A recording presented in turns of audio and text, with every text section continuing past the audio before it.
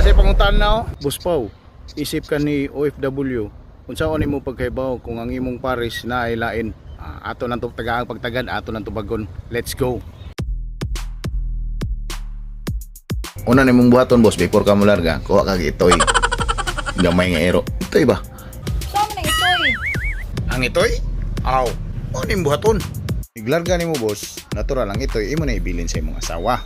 So samtang naa ka sa abroad, siyempre, mudako na ditong itoy.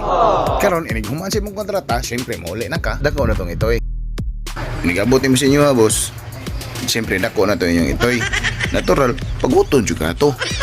Normal na siya. Ang problema na inigabot pare, makiti itong ikog sa inyong iro.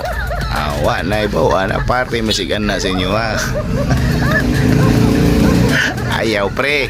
Okay ba na mo ha kung saan buhaton ninyo ha before mo mularga?